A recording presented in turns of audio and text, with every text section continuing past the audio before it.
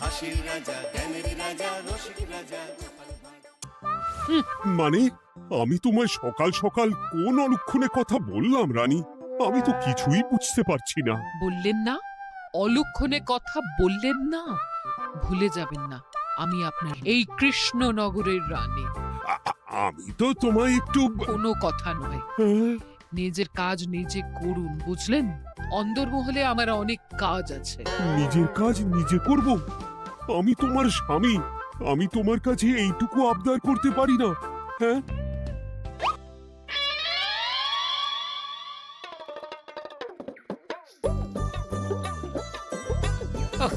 আজ গিন্নির সাথে বচসা করতে গিয়ে দেরি হয়ে গেল। মহারাজ আবার আমার দেরি দেখে রেগে না যান।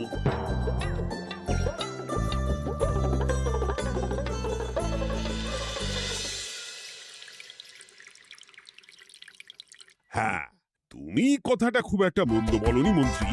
এতে রাজ্যবাসীরও উপকার হবে আর রাজকোষেরও খুব একটা চাপ পড়বে না। তাহলে মহারাজ সব ঘরে ঘরে এই বার্তা পৌঁছে দিই।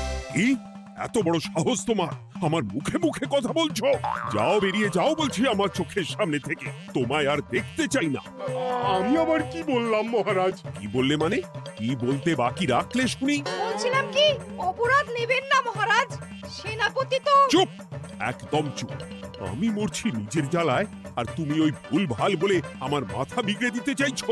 মহারাজ রেগে আগুন, এই ছিলেন ঠান্ডা, এই তো মুখে হাসি ছিল, এখন হাতে ডান্ডা। কি বললে কবি? তুমি আমায় অপমান করলে? যাও, এক্ষুনি তোমরা সবাই দূর হয়ে যাও আমার সামনে থেকে। কাউকে চাই না আমি।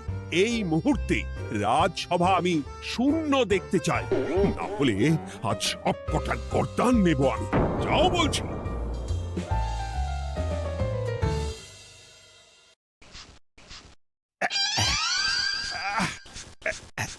আহা, একটু শান্তি হলো।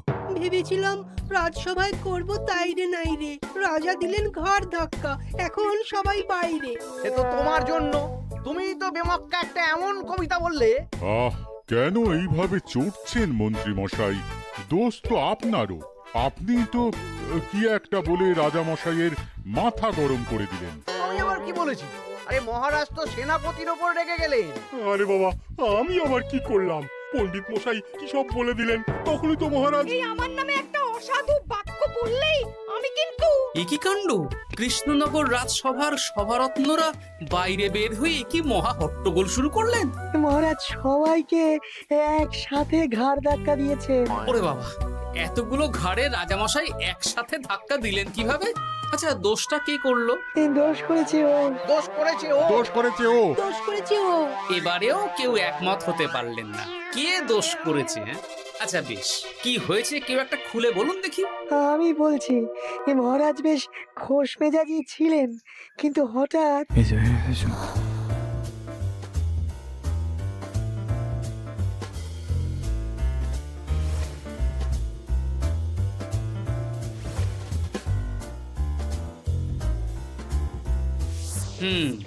এই কাণ্ড, এ তো ভারী অদ্ভুত রোগ মনে হচ্ছে। মহারাজের আচমকা মাথায় রক্ত চড়ে গেল নাকি? হ্যাঁ, মহারাজ আপনাদের রাজসভায় ডেকেছেন। ওরে বাবা না, যাবো না গো আমি, আমার কাছে আমার প্রাণ সবচেয়ে দামি। আমিও যাব না, নির্ঘাত মহারাজ গর্দান নিতেই ডাকছেন। আমিও যাব না গোপাল, আমারও প্রাণের বড় মায়া। আচ্ছা, এটা কি কোনো কথা হলো? হ্যাঁ, প্রাণের মায়া কার নেই বলুন তো? আর মহারাজ যে গর্দান নিতেই ডাকছেন তার কি কোনো মানে আছে? অন্য কারণও তো হতে পারে। তুমি কি করে বুঝলে? হ্যাঁ, বুঝতে পারিনি, তবে আন্দাজ করেছি। তোমাদের কথাতেই শুনলাম মহারাজ খোশ মেজাজেই ছিলেন, সহসা রেগে গেছেন। আবার যে সহসা খোশ মেজাজেই ফেরেননি, তাই কি বলা যায়? এটা তুমি বলনি তো মন্দ। চলো সবে ফিরিয়ে আনি রাজসভার ছন্দ। আরে গোপাল, এসো এসো এসো। তা এত দেরি করলে কেন? বাকিরা কোথায়? তারা আসছেন মহারাজ। আপনি তাদের ডেকেছেন, তাদের ঘাড়ে কটা মাথা যে তারা আসবেন না। কিন্তু মহারাজ, আমি অন্য কথা ভাবছি। কি কথা গোপাল? আপনি নাকি সভায় আজ হঠাৎ সবার উপরে রেগে গিয়ে তাদের সভা থেকে বের করে দিয়েছেন মহারাজ? এ কি সত্যি মহারাজ? আরে না না গোপাল, মোটেও না। বলতে পারো আমি সবার সাথে একযোগে একটা রসিকতা করছিলাম। আমি দেখছিলাম সবাই আমার রসিকতা কেমন বুঝতে পারে। তাই নাকি? আসলে তুমি ছিলে না বলেই এরা কেউ আমার রসিকতা ধরতে পারেনি। এ কি সত্যি মহারাজ? আপনি সত্যি আমাদের উপর কোনো রাগ করেননি? হুম, এ কি এই সব কিছুই আপনার রসিকতা ছিল? মা, তাই নাকি মহারাজ? এই যে আপনি শুনিয়ে দিলেন কথা কড়া কড়া, সবকিছুই ছিল আসলে নিছক মজা করা। আহ, আবার যত সব বাজে বকছো তোমরা। এত কথা কেন? তোমরা কেউ আসলে মহারাজ কৃষ্ণচন্দ্রের রাজসভার যোগ্য নও। যাও যাও, দূর হয়ে যাও। কিন্তু মহারাজ, এই যে আপনি বললেন। আহ, তুমি সবার আগে যাও তো। তুমি হলে সব নষ্টের গোড়া। যাও বলছি, আমার আর ভালো লাগছে না। যাও। জব বাবা।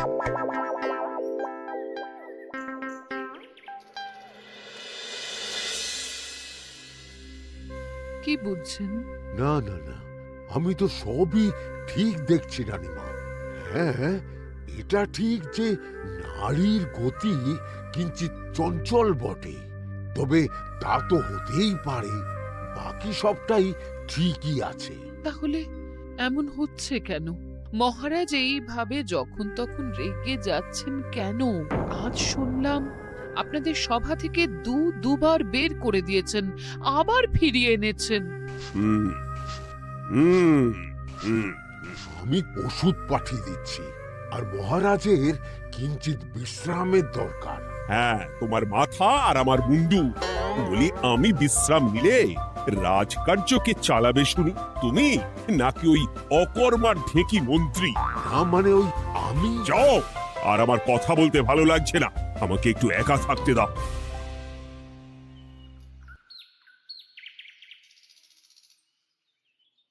ব্যাপারটা কি বুঝলে গোপাল? রাজবৈদ্য তো মহারাজকে দেখতে রাজবাড়িতে গেছেন। কি মনে হয়? গতকালও আমি যখন বাগানে গেলাম,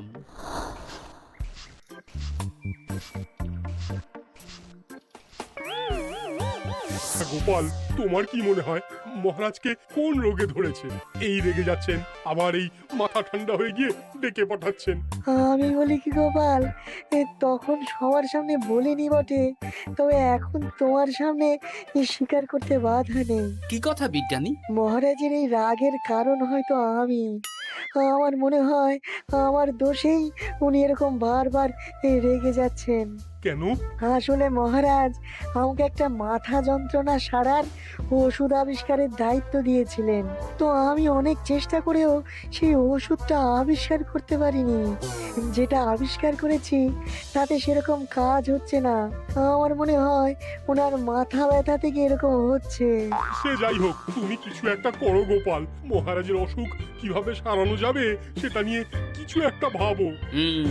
ভাবতে তো হবেই। আজ সন্ধেবেলায় তুমি তোমার বাড়িতে বাকি সভাসদদের ডেকে আনো, আমি সমাধান সঙ্গে নিয়ে সময় মতো চলে আসবো। আচ্ছা বেশ, তাই হবে। আমি এখনই বাকিদের খবর দিয়ে দিচ্ছি। আর বিজ্ঞানী, একটু এদিকে এসো তো, একটা কথা আছে।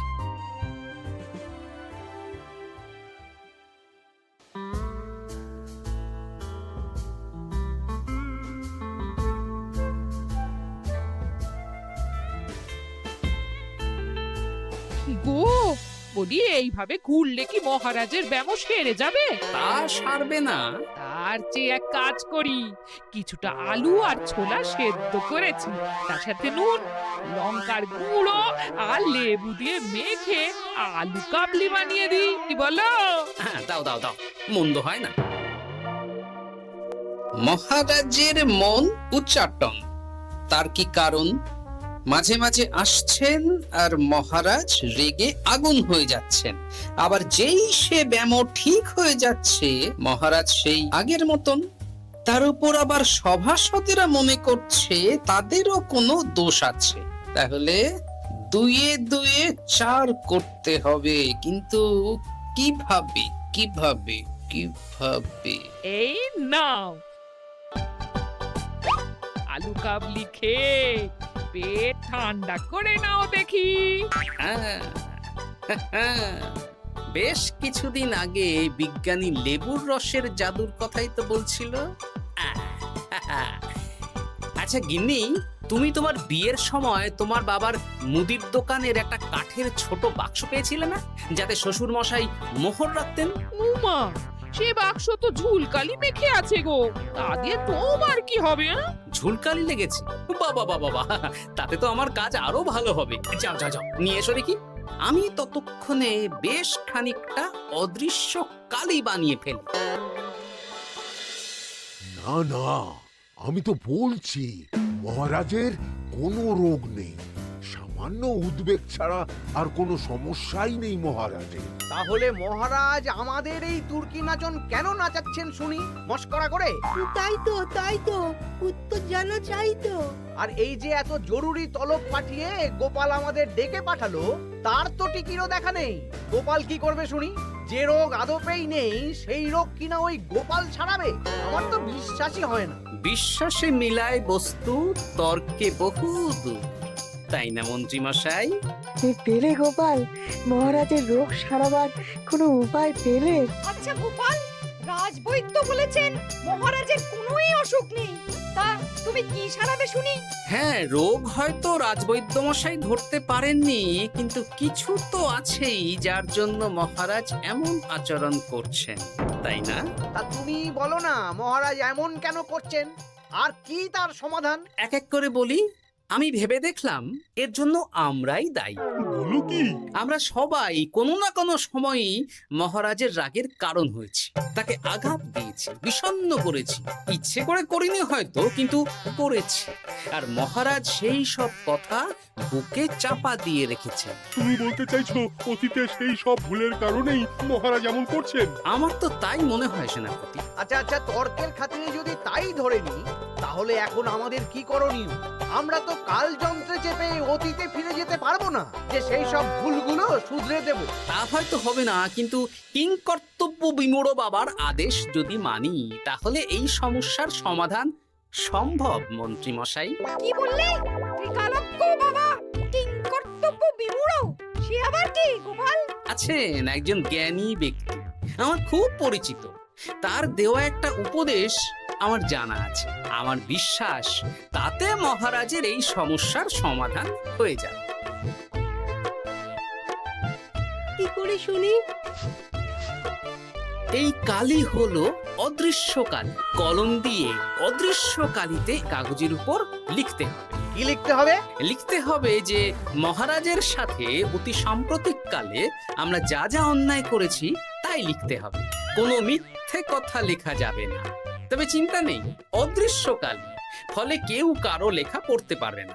এইবার এই কাগজ ভাঁজ করে ফেলে দিতে হবে এই বাক্সে। বাক্সে তালা, তার চাবি থাকবে মন্ত্রী মশাইয়ের কাছে। আবার আমার কাছে কেন? পরে যাতে কোনো সন্দেহ না করেন, যা সন্দেহবাতিক মন আপনার। বললে এইবার এই বাক্স সারা রাত নদীর ধারে বটতলায় পড়ে থাকবে, চাঁদের আলো পান করবে। তারপর সকালে আমরা সবার সামনে এই বাক্স ফেলে দেব নদীর জলে। সবার অন্যায় সারা রাত চাঁদের আলো পান করে শুদ্ধ হয়ে ভেসে যাবে নদীর জলে। ব্যাস ব্যাস, আমরা সবাই পাপ মুক্ত হয়ে যাব। একদম সবাই শুদ্ধ হয়ে যাব, আর মহারাজের ব্যায়ামও সেরে যাবে। কিন্তু তুমি কোনো চালাকি করছো না তো গোপাল? অদৃশ্য কালিতে লেখার সাথে আমি আর কোন চালাকি করব মন্ত্রী মশাই? দেখুন, আমি একটা কাগজে লিখছি। কি কিছু বোঝা যাচ্ছে? সত্যি তো কিছু বোঝা যাচ্ছে না যে আদৌ কিছু লেখা হয়েছে কি হয়নি। তাহলে লেখা শুরু করা যাক।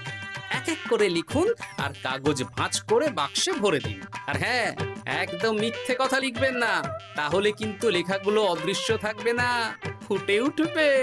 আচ্ছা গোপাল, বুঝেছি। কলম কালি মন, লেখে 3 জন।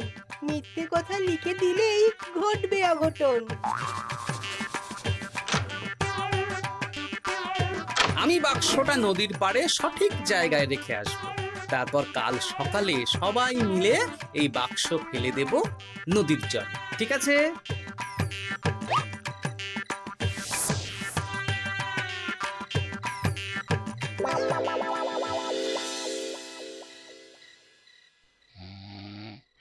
কথায় আছে, মনে যা আসে বলে যাও, ভুলেও লিখো না, তাহলেই বিপদে পড়বে।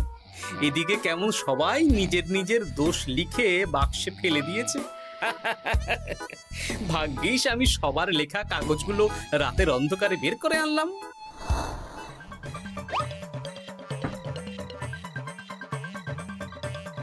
এইবার এই কাগজগুলো ঢুকিয়ে দিলেই কেল্লা ফতে।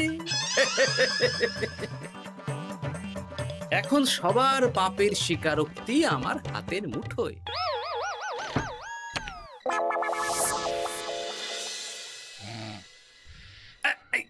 আরে, ও মা গো, ও বাবা গো, অগিনি বলি, নাক ডেকে তো ঘুমোচ্ছ, আর পিঠটা একটু চুলকিয়ে দাও দেখি। ধুত্তারি, এই জন্যই তো মাথাটা যায় গরম হয়ে। আরে, এই সহজ ব্যাপারটাই তো আমি বুঝতে পারিনি। মহারাজের অসুখটা হলে এই। যাক, এই রাতের বেলাতেই একসাথে একটা ঢিল পেয়ে গেছি। এক ঢিলে মারবো দুই পাখি। রাজার অসুখও সারবে, আবার সব কটা পাজি শায়েস্তাও হবে।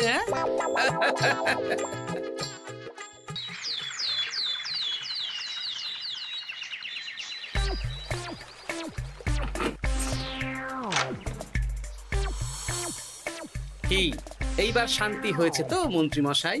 যেমন অদৃশ্য লেখা ছিল সেরকমই আছে তো?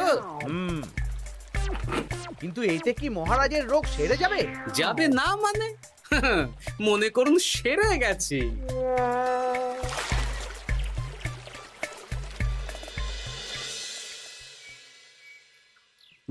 তাহলে আজকে সভার কাজ শুরু করা যাক। ক্ষমা করবেন মহারাজ, সবার কাজ শুরু করার আগে একটা দরকারি কাজ আগে করা দরকার। না হলে আবার কখন আপনি আমাদের কারো উপর রেগে যাবেন আর আমাদের সভা থেকে তাড়িয়ে দেবেন, তার তো ঠিক নেই, তাই না? আহ গোপাল, আর বিরক্ত করো না। আমার এত সাহস নেই মহারাজ যে আমি আপনাকে বিরক্ত করব। আমি তো জানি নিজের পিঠ যখন নিজে চুলকোনো যায় না, আর কেউ থাকে না সেই পিঠ চুলকিয়ে দেবার মতো, তখন কিরকম বিরক্তি জেগে ওঠে, তাই না মহারাজ? এ কি গোপাল, তুমি এত কিছু কি করে জানো? জানাই তো আমার কাজ মহারাজ। আর এও জানি যে আপনার এই বিরক্তির পেছনে সভাসদগণের ভূমিকা ঠিক কি। তার মধ্যে তুমিও আছো গোপাল, তাই না? আছি, পুরো মাত্রায় আছি মহারাজ। তবে হ্যাঁ, আমি কিন্তু তাই বলে রাজকোষের হিসেবে গোলমাল করে মহারাজের কোপের কারণ হইনি মন্ত্রী মশাই। এটা কি গোপাল আন্দাজে বলছে? না হলে কাল অদৃশ্য কালিতে আমি কি লিখেছি সেটা জানলো কি করে? আমি যা লিখেছি সেটাও কি গোপাল পড়ে ফেলেছে নাকি?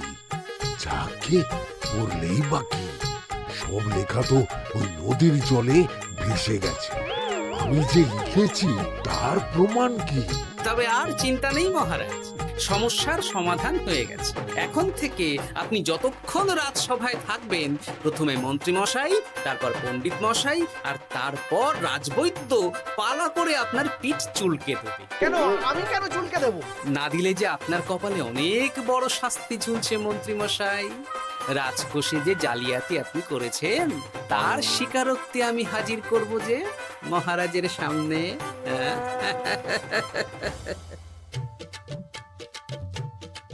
এই নিন মহারাজ, মন্ত্রী মশাইয়ের পাপের স্বীকারোক্তি। আপনি আগে মন্ত্রী মশাইয়ের লেখাটা পড়ুন, তারপর একে একে সকলের স্বীকারোক্তি দিচ্ছি। এ কি মন্ত্রী, তুমি রাজকোষ থেকে 500 মোহর চুরি করেছো, আর তার বদলে সেই হিসেব তুমি পুকুর পাড় বাঁধানোর খরচ হিসেবে দেখিয়েছো। এই সেরেছে, এটা ফুটে উঠলো কি করে? সে অনেক কাণ্ড মন্ত্রী মশাই, বাকিদের সবারটাই আছে, এত জেনে কাজ কি? না না, জানতে তো হবেই। তাহলে শুনুন, এই অদৃশ্য কালি আসলে লেবুর রস। গতকাল রাতে আমি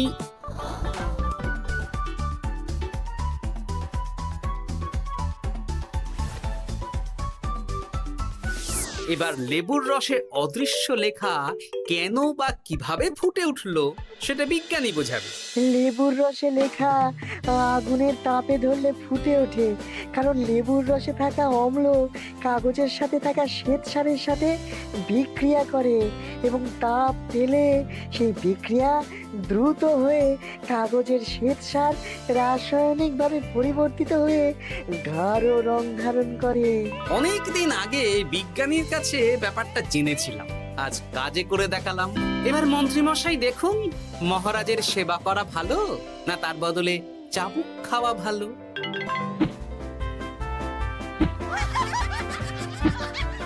ওরে বাবা, না না, উফ!